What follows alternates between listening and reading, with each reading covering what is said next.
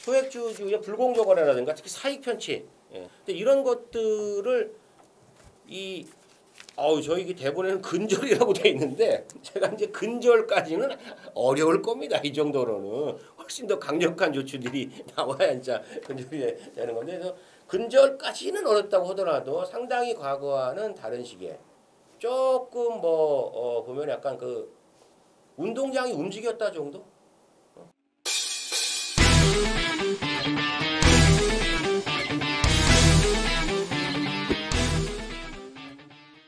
그럼 이번에는 이제 2차 상법 개정이 또 있었죠. 예. 2차에 보면 원래 1차에 담으려고 했다가 못 담은 그렇죠. 내용들이 2차에 많이 들어왔었거든요. 예.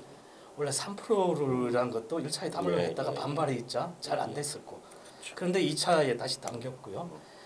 2차 상법 개정안의 이제 핵심을 보면 크게 이제 세 가지 분야라 볼 수 있는데 그 3%룰이라고 하는 부분하고 또 감사위원 분리선출도 확대하는 부분 그리고 집중 투표제 도입 및 강화 이 부분이었는데요. 하나하나 좀 뜯어보시면 좋을 것 같고요. 그럼 3%룰에 대해서 먼저 좀 설명해 주시면 좋을 것 같습니다. 예, 그 3%룰은 이거 언론에서도 굉장히 많이 다루었고 저희도 그 기억하기로는 1차 상법 개정하기 전날인가 전전날인가 저희도 국회 소통관에서 또 의원실하고 해갖고 시민단체 사회단체들이 다 경제민주화 관련된 단체들이 이제 단체 기자회견도 하고 이제 그렇게 했습니다. 그래서 그때 사실은 3% 룰이 이제 그 다음날 처리가 안 된 거죠. 근데 이번에 2차 때 된 거예요. 그러니까 저는 굉장히 바람직한 결과라고 생각을 하고요. 요게 이제 핵심이 뭐냐면은 감사위원이라는 게 있어요. 감사위원이 뭡니까? 그러니까 이 기업이 제대로 굴러가고 있는지를 감사를 하는 거죠. 회계감사부터 해갖고 이제 운영감사도 일부 있을 것이고 그래서 일정한 규모 이상의 기업들은 이게 회계감사를 특히 받게 되면 의무적으로 이제 공시를 하게 돼 있는 거죠. 그게 왜 그렇겠습니까? 시장에서 투자자들에게 투명한 정보를 줘야 되는 거예요. 내일 모레 망할지도 모르는 기업인데 밖에서는 잘 모르는 거거든요. 그럼 이거를 이렇게 어떻게 막 장난을 쳐가지고 숨기고 해서 그런 일이 몇 번 있었지 않습니까? 사실은 언제 제가 그것도 다시 한번 다룰 일이 있겠습니다만 어쨌든 그런 거를 감사를 하는 겁니다. 견제를 하는 거죠. 그러니까 최소한의 잔치라고 할 수 있지만 이거는 자본주의에서는 아주 일반적인 형태고 대한민국만 하고 있는 유별난 제도는 아닌 거예요. 그리고 아시다시피 기업에만 감사가 있습니까? 어느 집단이든 다 이제 감사가 있죠. 그런데 3% 룰은 감사위원을 선임할 때 의결권을 제한하는 규정입니다. 그러면 누구의 의결권을 제한하느냐? 특정 주주죠. 특정 주주. 그러니까 특히 대주주, 지배주주가 감사위원을 선임을 할 때 보유 지분의 의결권이 아무리 많더라도 3%까지만 인정하도록 하는 제도예요. 그럼 대주주가 감사위원회를 사실상 장악하지 못하도록 하는 것이고 소수주주, 소액주주들의 감시권을 강화해서 기업의 지배구조를 투명하게 운영 방식이나 운영 원리나 특히 회계사의 문제나 이런 것 등등등을 재무적인 부분 포함해가지고 투명하게 만들려는 것이죠. 다시 말해서 어떤 지배주주나 그 특정 집단들의 그 소수 집단들이 지분을 30% 50% 가지고 있어요. 그럼 50% 이상 넘어가면은 이게 메이저잖아요. 그럼 사실은 내 거지 소유권이. 근데 여기에 감사위원을 하라는 거야. 아니 우리 집에 가계부 내가 쓰는데 지금 이거 누가 감사할지 정하래. 근데 내가 50% 넘어. 그럼 내 마음대로 정하면 될 거 아니야. 응? 그러니까 우리 아들이 해 그런 거야. 우리 가족이 해 이런 거예요. 와가지고 뭐가 되겠습니까? 그냥 소위 말해가지고 이제 한 통속 이렇게 볼 수 있겠죠. 그래서 그런 것들을 제한하는 겁니다. 30%를 가지고 있던 50%를 가지고 있던 감사위원을 선임할 때는 대주주의 그 의결권을 3%로 제한을 하는 거예요. 그럼 나머지 97%에 대해서는 이제 소액주주가 과거와 다르게 감사위원 선임에서 더 큰 의결권을 발휘할 수 있고 그런 것들이 투명성 제고에 당연히 긍정적인 영향을 주는 거고. 이렇게 해가지고 나중에 실제 감사위원을 운영을 해보니까 결과가 이렇다 저렇다를 논하기 전에 이런 것 자체가 법적으로 준비됐다라고 하는 게 자본시장에서 한국 자본시장을 바라보는 눈높이를 다르게 만들어주는 거예요.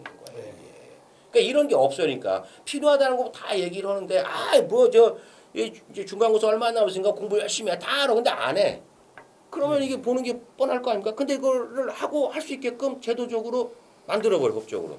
그러면 이게 투명성이 한 번에 딱 올라가는 거죠. 그래서 이런 부분도 전자주주총회 이런 거 도입하고 맞물려 가지고 기업의 어떤 기존의 한국 재벌, 특히 재벌의 지배구조 개선에 굉장히 중요한 역할을 하고 유의미한 역할을 할 것이다. 이제 그러니까 기대합니다. 이제 감사위원들이 이제 독립적으로 활동할 수 있도록 그렇죠. 지배주주하고 특수관계인들이 이제 선임권을 약간 누르면서 제안을 하는 거죠. 제안을 해서 좀 견제하도록 만드는 좀 상당히 좀 필요한 아니, 사실 당연한 거예요. 왜냐하면은 이게 팔이 이게 밖으로 못 굽는다고 이게 팔이 안으로 굽게 돼 있어. 그러니까 그러면 견제를 하니까 안으로 굽잖아 이게. 이 밖으로 굽으면 좀 안 되죠. 그러니까 그거를 그러니까 견제를 하려면 밖에서 누굴 데려와야 되는데 안으로 굽는 팔만 계속 끼고 앉아갖고 하니까 그거가 이제 그런 주식을 우리가 시장에서 거래를 하잖아요. 중요한 거는. 그러니까 자기네끼리 그냥 먹고 살고 조용히 있으면 잘 모르겠는데 거래를 해갖고 일반 투자자들이 그 주식을 사고 팔고 하는데 아무리 갖고 있어봐야 이게 제대로 된 평가를 못 받는다 그러면은 좀 짜증나는 일 아니겠습니까? 솔직한 얘기로. 그래서 이런 부분 중요하다 말씀드립니다. 예. 반드시 좀 늦었지만 지금 필요했던 그럼요. 예.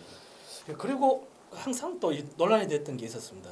지금 상법을 보면 집중 투표제 중에 집중 투표제가 있는데 의무화가 아니었거든요. 그렇죠.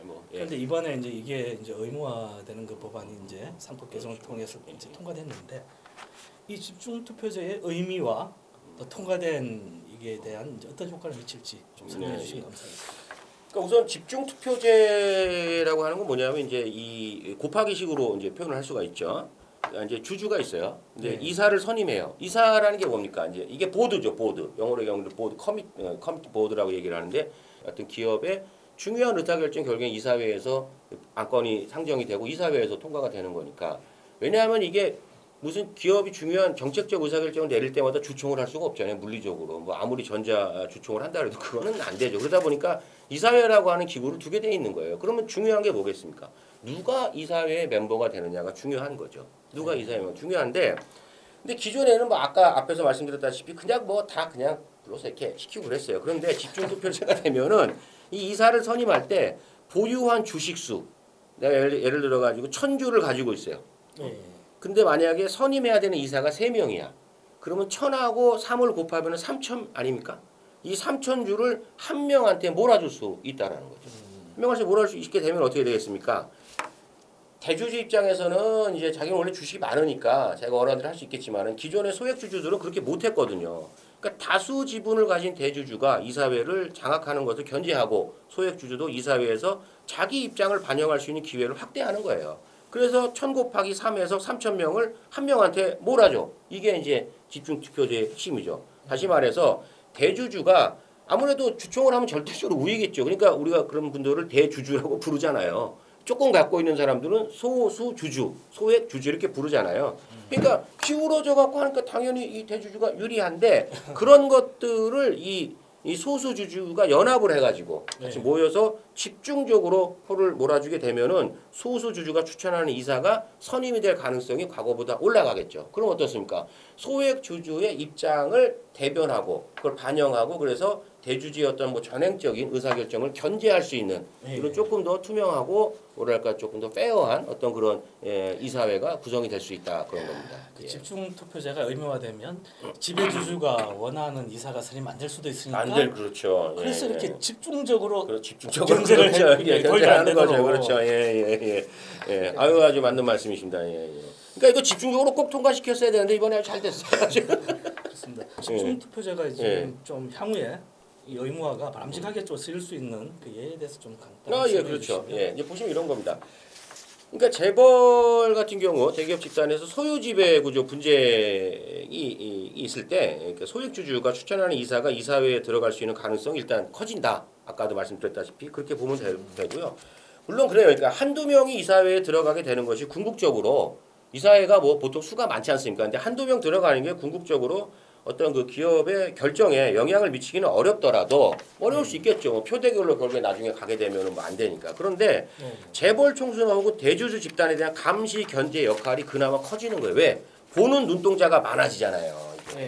이게 다르다 보니까 한 명 있을 때하고 두 명 있을 때하고 달라요.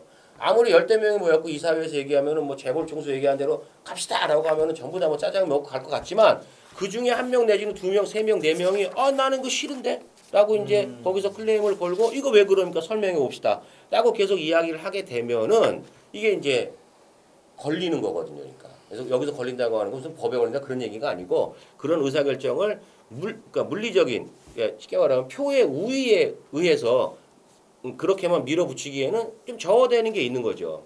그리고 소액주주의 입장이라고 하는 게 뭐 항상 100% 이게 타당하고 논리적이다. 뭐 그렇게 우리가 장담할 수는 없지만은 근데 그동안 한국 사회에서 대기업 집단의 이게 소수 주주, 약간 여기서 말하는 소수는 특정 소수 집단이 했던 의사결정을 견제한다는 면에서는 이건 분명히 의미가 있습니다. 예. 그리고 이번 상법 2차 개정안 중에 앞에 이제 두 개하고도 맞닿아 있는데 감사위원 분리 선출도 이제 기존에 뭐 한 명 정도 이렇게 있다가 이번에 두 명이사로 확대되는 그런 내용도 있었거든요. 예, 그런 것도 뭐 중요 필요한 거죠. 예, 그런 일단 뭐 감사위원이 이제 더 독립적으로 활동할 수 있도록 그렇죠. 독립성. 두 명 이상이 더 늘어난다면 이게 또 좋은 긍정적인 영향을 좀 미칠 수 있겠네요. 예, 그렇죠. 그러니까 한마디로 얘기를 하면 이제 지금 말씀하신 제도도 그렇고 이제 앞에 것까지 쭉 묶어서 보게 되면은 서두에 드린 말씀하고 약간 이제 동어반복이 될 수는 있습니다만은 투명성 문제예요. 투명성 항상. 이게 왜 그러냐면 이 거대한 기업 집단이 어떻게 굴러가서 어떤 절차를 통해 갖고 이윤을 남기고 그다음에 결국엔 더 큰 이윤을 남겨갖고 회사를 성장을 시키고 그것이 고용과 투자라고 하는 선순환으로 이어지고 뭐 이런 것들이 중요하지 않습니까? 돈을 많이 벌어야 세금도 많이 낼 거고 고용도 늘어날 거고 그런데 이런 과정에 대해서 우리가 투명하게 알 수가 없고 혹은 그런 과정에서 이상한 의사결정이 일어나는데 견제를 못한다. 혹은 방금 얘기하신 것처럼 감사위원이 전혀 거기에 대해서 견제 역할을 못한다. 그냥 뭐 기업의 뭐 현실적인 상황에 맞춰서 좋은 의사 이런 식으로 그냥 감사견서를 낸다라고 하면 그게 그냥 시장에 반영이 되는 거거든요. 그러면 잘 되는 줄 알고 이제 이 주식을 거래하는 분들은 이제 소액주주들은 그걸 살 거 아닙니까? 그런데 이 글로벌 무대라는 게 어떤 무대입니까 이게 글로벌 무대라는 게 뭐 한국의 어떤 특정한 사정을 봐주고 그런 세상이 아니에요 지금 글로벌 시대가 우리가 뭐 옛날에 무슨 뭐 인터넷도 없고 아무것도 없던 시절에 60, 70년대 그냥 동네에서 무슨 뭐 나무 팔아가지고 뭐 이렇게 재벌되고 이런 세상이 아니에요 지금 글로벌 무대에 그렇게 나가봐야 경쟁이 안 되죠 그러면 이제 이상하게 경쟁력을 상실한단 말이에요 그럼 주가가 떨어지겠죠 그럼 결국에 누가 손해보는 겁니까 개인 투자자들은 막대한 손해를 보는 거고 그리고 그렇게 되는 줄 내부에서 그런 과정을 잘 알고 있는 사람들은 언론에 이런 거 많이 나왔잖아요. 꼭 그 전에 뭐 합니까? 팔거나 뭐 처분하거나 또 뭐 수를 내요. 그들은 또. 응? 이제 그런 문제들을 견제한다라는 측면에서 상당히 방금 말씀하신 그 제도도 의미가 있다. 그렇게 말씀드리겠습니다. 그러니까 종합해 보면 이제 1차, 2차 뭐 종합해서 이제 상법 개정 내용들을 보면 이제 지배주주에 대한 이제 여러 가지 견제라든지 또 투명성 강화, 그렇죠. 예. 그리고 주주권 강화 이런 걸 통해 가지고 결국 좀 뭐 코리아 디스카운트도 조금 해소하고, 그렇죠. 우리나라 좀 여러 가지 바라보는 또 외국 투자자들의 시선도 그렇죠. 예. 또 제고시키고, 그렇죠. 이런 걸 통해서 결국 이제 우리 자본시장이 한 단계 더 성숙으로 가는 그 약간은 그 역할을 할 수 있다. 그럼요. 이렇게 좀 볼 수는 있겠네요. 예. 당연하죠. 예. 네, 그리고 좀 한번 좀 짚어봐야 될 게 앞에도 살짝 좀 말씀드렸는데 한 1차, 2차 이제 상법까지 예정이 통과되는 그 과정에서도 그랬고 그 전부터 계속했는데 항상 그 재계잖아요. 기업들이 이제 여기에서 이제 가장 큰 이해관계자니까 마치 이게 상법 개정 때문에 어떻게 보면 우리 자본시장이 무너지거나 기업 경영이 막 흔들릴 수 있다. 이런 상당히 좀 이렇게 어떻게 보면 과도하게 좀 호도하고 있는데요. 그런 거에 대해서 좀 이렇게 좀 짚어보시면. 지난번에 찍은 그 쇼츠가 올라가서 그런지 제가 지금 요 상법 개정 통과 전후로 해가지고 몇몇 이제 그 심사들하고 좀 전화로 좀 인터뷰를 좀 했어요. 근데 지금 국장님께서 말씀하신 그런 유사한 질문도 좀 많이 받았고 거기다 또 하나 이제 알파로 붙어서 물어보더라고 노란봉투법 관련해가지고 저한테 물어봐요. 그래서 근데 이렇게 얘기하는 거죠. 그렇게 얘기하면은 뭐 한국에서 뭐 철수한다. 우리 다 망한다. 그럼 뭐 실업 늘어난다. 자꾸 이런 그 어마무시한 얘기들을 하는 거에 대해서 어떻게 생각을 하냐는 거예요. 근데 저는 이게 사실은 상당히 그런 우려를 과대포장해서 일부 언론은 또 보도를 하고 있고 그리고 기존의 재벌이 중심이 되어 있는 이제 경영자 관련 집단에서는 단체들에서는 이게 굉장히 문제가 있다는 식으로 얘기를 합니다만은 그래서 이렇게 얘기하는 거죠. 자본시장을 붕괴시킬 것처럼 이렇게 얘기를 자꾸 해요. 응? 그렇습니다. 물론 법의 제도라고 하는 게 100% 완벽한 거는 없겠죠. 그럼 이것도 뭔가 우리가 미리 다 헤아리지 못하는 어떤 부작용이 일부 나올 수는 있지만 결과적으로 봤을 때 이것은 굉장히 과장된 위기론이다. 저는 그렇게 우선 말씀드리고 싶습니다. 그리고 좀 마지막으로 좀 현재 이제 상법 개정 그 같은 경우에는 거의 다 이제 지배구조 쪽이잖아요. 예. 경실련 우리 재벌기업도 위원장으로 계신데 우리가 또 항상 재벌의 경제력 집중 해소나 이런 걸 위해서 또 불공정 거래를 해소하기 위해서 여러 가지 제도도 많이 이야기하고 있잖아요. 그 어떤 게 좀 더 향후에 이 정부하고 또 여당이 좀 더 보완해 나가야 될 것 같습니까? 그러니까 우선 지금 상법 개정 1차, 2차 이제 통과되고 이런 제도들이 통과가 된 거는 사실 늦었지만은 많이 늦었습니다. 사실은 왜 제가 많이 늦었다고 말씀드리냐면 대한민국의 경제력 규모나 수준이 전 세계에서 손에 꼽을 정도예요. 그리고 이미 뭐 한류라고 하는 이 K컬처라고 하는 것은 뭐 이미 뭐 글로벌 캐대현 뭐 이제 거의 뭐 새로운 뭐 전역 스탠다드 이런 거로 자리를 잡아가고 있을 정도로 국가적인 위상이 올라갔는데도 이게 자본시장을 들여다보게 되면은 이 자본시장이 아주 속된 말로 얘기하면 돈 놓고 돈 먹는 데 아닙니까? 여기만큼 객관적으로 사람들이 보는 데가 없어요, 사실은. 그럼 여기를 바라보는 사람들이 누구냐? 한국 사람만 바라보느냐? 그렇지 않죠. 이미 우리는 글로벌 경제에서 굉장히 중요한 국가입니다, 대한민국은. 대한민국이 글로벌 어떤 공급사슬 구조나 이런 데서 빠진다? 굉장한 경제적인 타격이 와요. 우리 그거 다 알고 있어요. 그게 어쨌건 우리가 이루어온 지금까지 경제 성장이 뭐 이거 뭐랄까 좀 뭐 자랑이자 뭐 그런 거 아니겠습니까? 근데 이제 그런 거에 비해서는 이제 늦었다 이거죠. 지금 이런 제도들이 늦은 거예요. 그렇지만은 늦은 감이 있지만은 지금이라도 많은 다양한 제도들 뭐이 이제 도입이 된 거에 대해서는 대단히 환영을 하고요. 이런 것들이 추후에 양극화나 또 불평등 해소 그리고 아까 국장님 말씀하신 것처럼 소액주주의 불공정 거래라든가 특히 사익 편취 지난주에도 저희가 한번 이거로 이제 촬영을 했는데요. 근데 이런 것들을 저희 대본에는 근절이라고 돼 있는데 제가 이제 근절까지는 어려울 겁니다. 이 정도로는 훨씬 더 강력한 조치들이 나와야 진짜 근절이 되는 건데 그래서 근절까지는 어렵다고 하더라도 상당히 과거와는 다른 시기에 조금 보면 약간 그 운동장이 움직였다 정도?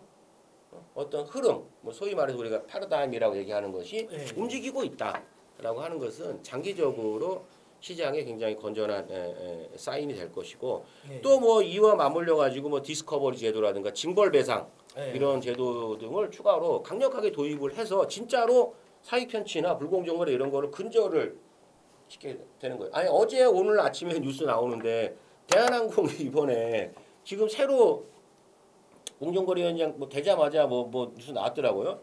대한항공이 뭐 뉴스의 내용 그런 것 같아요. 아시아나고 인수합병하면서 어쩌고저쩌고 뭐라고 막 약속을 했는데 나 또 처음 봤어요. 또 이코노미석의 좌석을 또 1인치를 줄여가지고 뭐 이런 방식이에요. 항상 그러니까 기업이 그게 이윤을 추구하는 거는 뭐 좋다 이건데 경영을 효율화 하고 뭐 이런 것까지 우리가 방해를 하면 안 되겠지만 그게 어떻습니까? 소비자들에게 또 그런 그걸 전가를 하면 안 되는 거죠. 전가를 하는데 그런 것들을 방지하기 위해 가지고 정부가 무슨 공정거래위원회도 두는 거고 여러 가지 기구도 두고 법 제도를 두는 거 아닙니까? 근데 지금까지 아직도 그러고 있어요. 아직도 그러고 있으면 그걸 가만둬야 되느냐? 근절해야죠. 근절. 그러려면 어떻습니까? 강력한 제도를 추가로 우리 싫어하겠어 우리. 오늘 그 1차, 2차에 대해서 조현성 위원장님 모시고 그 개정안에 대한 그 내용과 의미를 좀 살펴봤는데요. 상당히 늦었지만 그 가야 할 길이고 그렇죠. 또 우리나라가 제대로 된 그 성장 또 제대로 된 투자를 받기 위해서는 당연히 이제 가야 되는 길이다. 좀 그렇게 말씀드리고요. 그러니까 국격에 걸맞는 투명성을 갖춰야죠. 맞습니다. 걸맞는 게 중요한 것 같습니다. 그렇죠. 걸맞는 게 중요한 것 같습니다. 하여튼 교수님 오늘 또 말씀 너무 감사드리고요. 같이 또 인사드리면서 오늘 마무리할까요? 감사합니다. 감사합니다. 구독, 좋아요.